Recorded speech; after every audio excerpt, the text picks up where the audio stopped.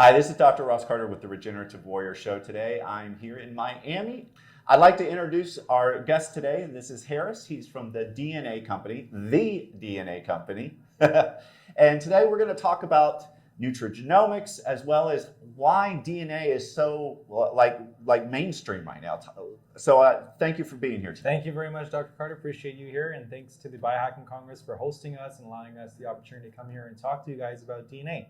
And the reality is, look, we've always felt, when we look at medicine and really about the innovation within medicine, is that the future is moving towards personalization. And forget even healthcare, anything you do is personalized. Right. Your shoe color, your earbuds, and everything is personalized. So it's only natural that when it comes to your health, it's got to be personalized as well. Because if we are described as individuals, well, then our healthcare must be individual as well. So we believe DNA provides an excellent objective starting point because it's your genes. It's the DNA that, the unique combination of genes that you've been blessed with that basically drives the decision making and the outcomes that you're expected to receive throughout your life. When I talk to clients about DNA, they go, "Oh yeah, I've done that. I did what, Ancestry.com, I don't know, 7, 8, 9 years ago." Yeah. I mean, what's the big deal? I mean, why should I do this now? Yeah. So in the realm of DNA testing, you have two extremes. You've got the diagnostic, like I need to figure out if you have a gene mutation, so you're at risk of a certain genetic disease, like Huntington's, for example. Mm-hmm. And then on the other end of the spectrum, you've got consumer genetic testing. They've really made it fun, and it's kind of cool to know if I'm 2% Chinese or not. I don't know.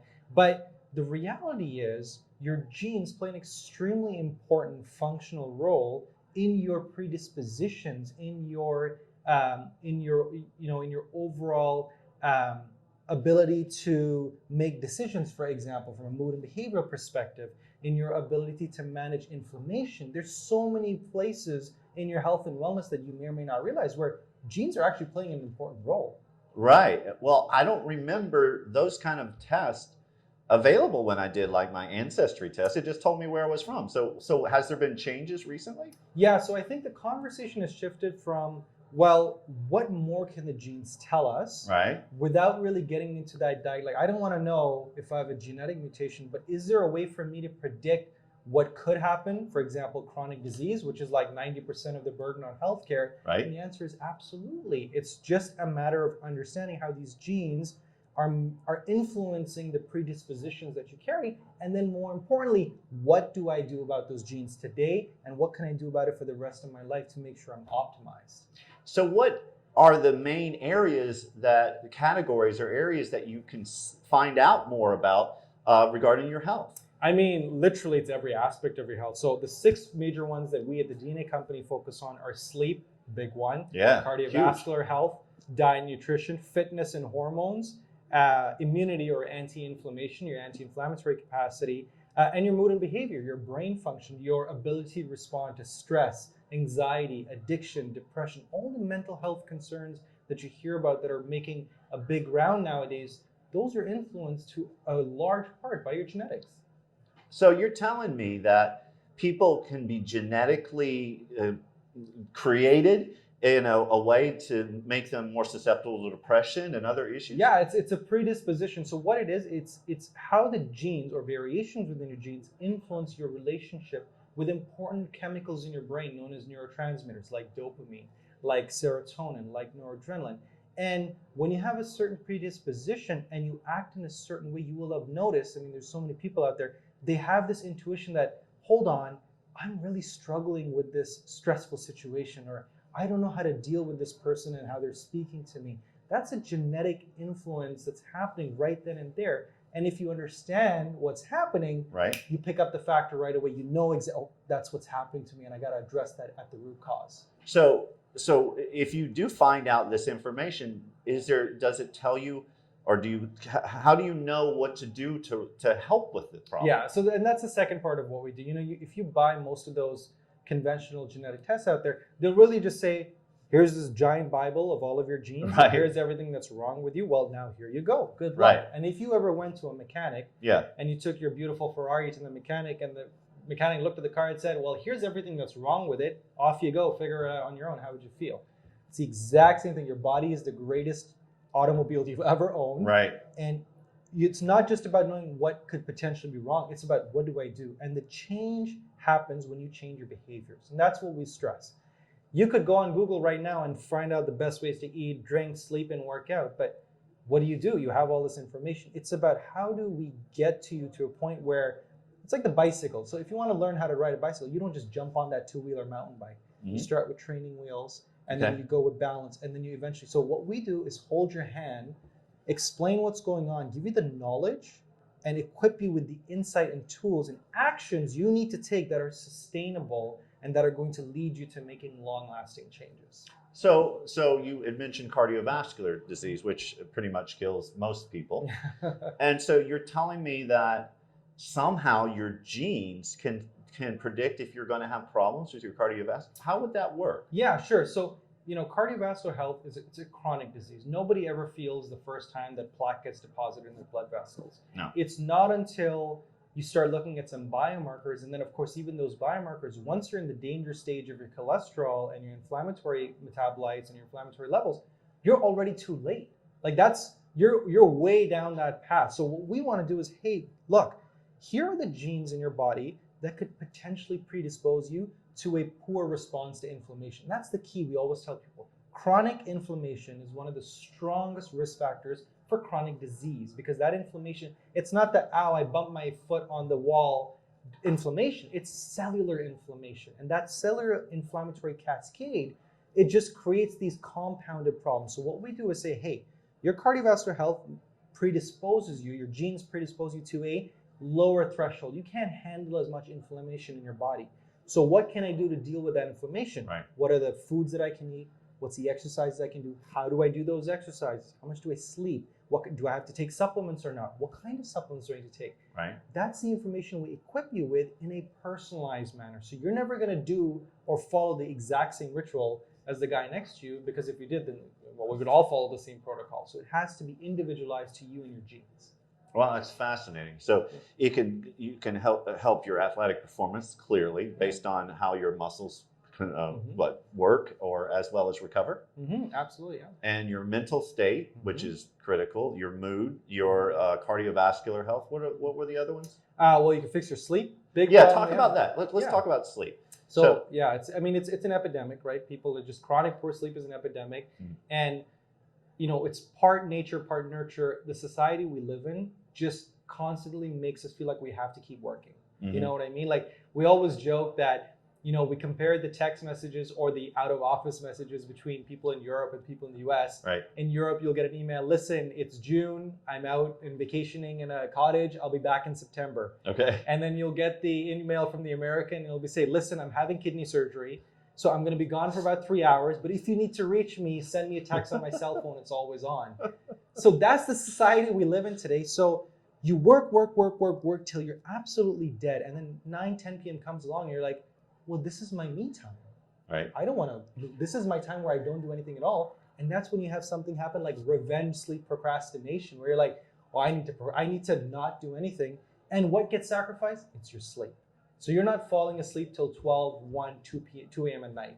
But so how does the genetic testing help with this? So when we look at the genes, we're trying to understand a number of factors related to sleep. Number one is your circadian rhythm. Do you have regular sleep-wake cycles? Some people don't. Some people, when they travel or they switch time zones, totally messes them up. We want to understand your relationship with food. Some people can't fall asleep because they're midnight snackers.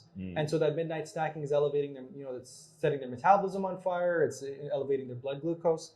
Some people have a problem with stress. They absolutely don't know how to de-stress. There's just too many stressors and they don't know how to unwind. They're too wound up. Some people have an environmental issue, like they physically cannot detoxify themselves. So all of these different factors, they're going to play a part in your unique story. Not everyone's just going to have one problem. More often than not, people have different levels of problems in all of these factors. So what we do is give you that overview, highlight where we think you need to put some effort in, and then give you the behavioral change habits that can help you improve that long term. So your genetics will actually predispose you to being this way. Yeah, but here's the thing.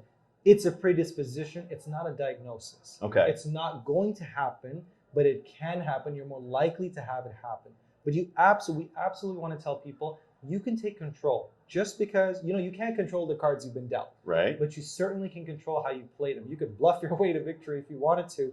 And so we teach people that this is not a diagnosis. It's not a death sentence. It's here's what you need to look out for. And you absolutely need to change how you approach your health in order to achieve that longevity you're looking to achieve. Fascinating. So you can get all this from tests.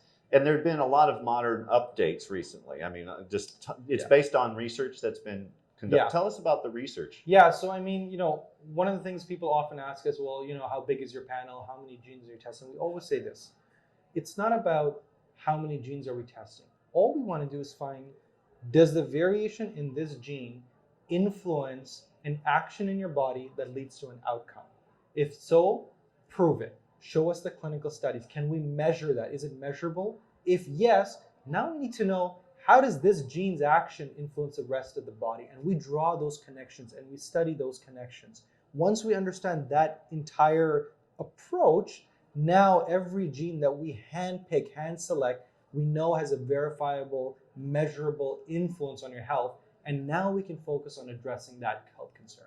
So you've basically worked with a bunch of like thousands of people, correct? Mm-hmm. Where you looked at their characteristics and compared it to their gene map. Mm-hmm. I guess, is it called gene map? Yeah, I mean, your genotype essentially, Okay. right, is what you're looking at. And then that way you could deduce what character traits somebody else with these traits would have, right? Yeah, exactly. I mean, look, most genetic testing providers will send you a DNA test. You'll send them back a saliva. You'll never meet them. Right. They'll never have a conversation with you. What we did was something different. We've tested over 6,000 genomic samples at this point. Mm-hmm. But our difference is every single one of those people who's been tested so far has had a clinical consultation happen.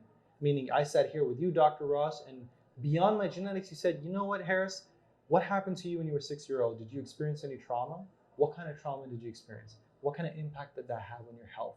How has that influenced your life choices? That kind of cursory data just enriches the data that you have, the genetic data, and it allows you to start identifying trends in human DNA. Individuals with this version of this gene and this version of this gene, and this happened to them in their life, 80% of them are going to act like this. That's very valuable data for us to collect. So we don't have thousands and thousands and thousands of data points. We certainly, we have one of the largest clinically conducted data samples. But the point is, we want to ensure every data point gives us a lot more value, a lot more complexity than the average genetic test.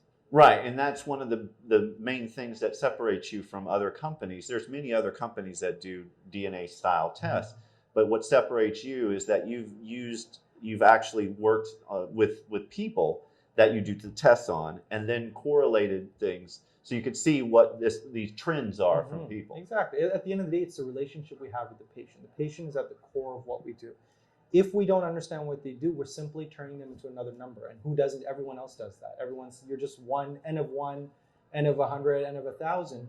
But once you establish a relationship with the patient, the kind of data you can extrapolate from them, from their experiences, from their responses, it just makes the data you have so much more powerful, because then you can reverse engineer and start asking the right questions even before I've even looked at your DNA. Wow. I'm asking you questions like, hey, listen, did you struggle with this kind of PTSD? Did you have these issues in your life? Do you feel like you can't walk through the perfume section of a store without getting a headache? That's insights that people are like, yeah, right, that's me. Right. How did you know that? And the reality is because we were able to establish those relationships with our patients, say, you know what? I can't walk through the perfume section without getting a headache. I was like, wow, that is incredible. And we tied back to the clinical analysis and the genomic analysis. Wow, you can just learn so much about this. Yeah. Now, I would imagine some people watching might go, well, now you're going to know too much about me, and this is going to, get to the wrong hands. How do you address that? Yeah, so DNA privacy and data is a big thing, right? So I always like to start this conversation with, if you want a smartphone and you have any social media, you can kiss your privacy goodbye. That's step one. If you're carrying around a smartphone, forget about privacy. But if you're really concerned about the privacy of your DNA, there's two things. Number one, ourselves as a company, we're not in the business of data selling. We don't sell your data because that's not our growth and vision plan. Our vision is innovation in healthcare through sustainable, meaningful partnerships with healthcare providers like yourself. We want to work with our providers to advance healthcare. And the only way we can do that is by establishing partnerships, because as many people as we can bring in, Imagine we have access to you and you work with thousands of patients and you bring, your decades of experience. That's untouchable. So for us, the business model is completely different. On the other side, the genes that we test and the information that we collect is anonymized on collection. So we completely anonymize your results. We don't share it with anyone. We store it on secure cloud servers using Microsoft's Azure platform. And if anyone were to get their hands on your data, they just see letters and numbers. Right. So there's absolutely no attachment to you whatsoever. So some people might go, well, what age is a good time to do this? Is this only when you're like chronically ill, or if you're getting older and this is really the only time this is pertinent? Or yeah, I would say that it's only too late when you're dead. So as long as you're not dead, it's not too late. You can absolutely start to make a change. Where you are in your health journey will matter in terms of how much effort you need to put. Yeah. So look, if you beat up your life for the last 50 years, don't expect changes in 5 weeks. It's going to take that investment every time to get back. But the body's an incredible machine. As much as you abuse it, it can bounce back pretty quickly if you intelligently address the health concerns. On the flip side, as long as you can spit in a tube, we can test your saliva. So we've actually tested the saliva of 18-month-olds. Oh, wow. Yeah, and you know what? The influence and impact that we can have on a child's development is, I mean, if you're not doing it for yourself, you absolutely want to do it for your legacy. Absolutely. How would it, I mean, if you have a child, I mean, I think my belief is, I mean, since we have this technology, it would be foolish not to have everybody you love evaluated, so you can really see your blueprint of who you are and why you are the way you are is already, we've read it. We know, we have your instruction manual.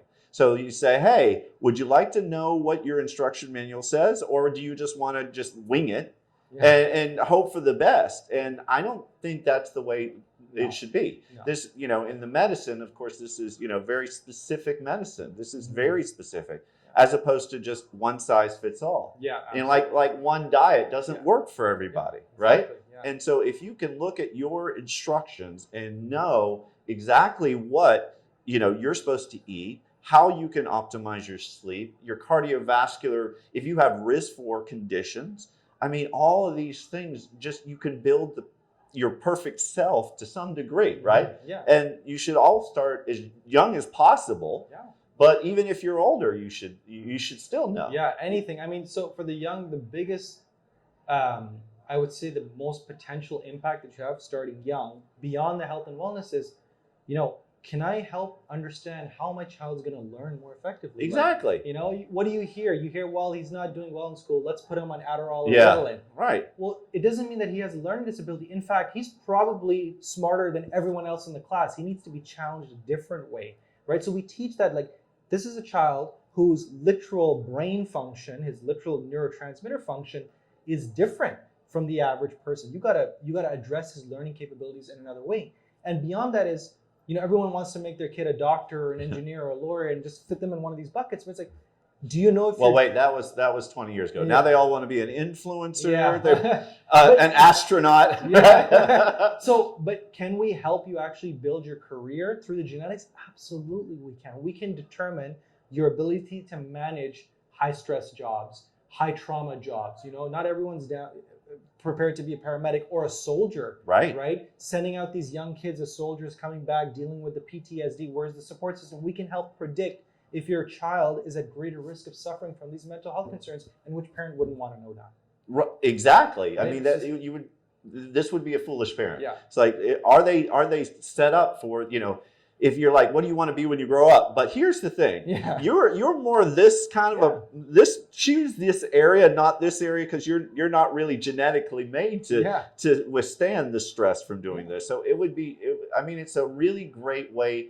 It's like having a crystal ball, right? And they say, what do you want to do? And you're rubbing the ball and you'll get the answers. It's in our DNA already. Yeah. And now we can read it. And, anybody listening, if you have not done, it doesn't matter if you've done it or not. You need to do it again, because your tests are old and they have really, great. You're half Swedish. Fantastic. Yeah. That doesn't tell you anything in the future except, hey, you might want to go to Sweden. Why not find out what you're made of, why you're made of it, and how to optimize your health, your mentality, everything going forward from where you are now. And I mean, and this doesn't take that long to do, right?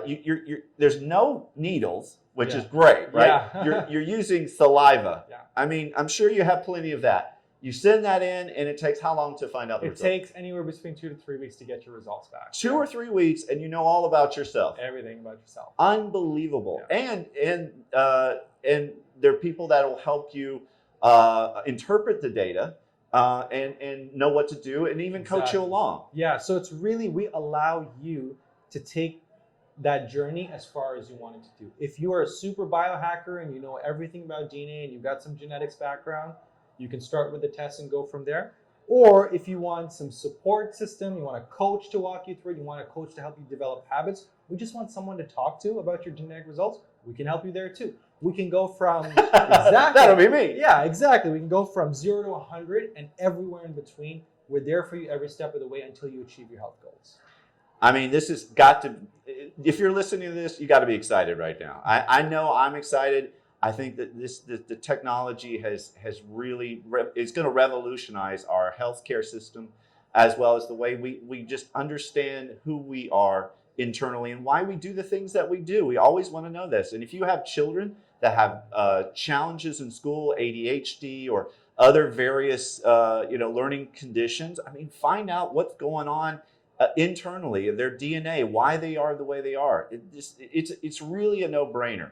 So when they're ready to get started, they would do what? How do they find out? It's as simple a website as possible, www.thednacompany.com, thednacompany.com. You'll find all of our information there. You can access us. You can contact us anytime. We're available on chat. You can send us an email, and we will get you set up. No problem. It's beautiful. Well, thank you so much for being here today. Thank you so much, I mean, this is revolutionary information. So I'm excited to share this with you today. I'm Dr. Ross Carter, and from the Biohacking Conference in Miami. We'll see you next time. Thanks, guys. Bye.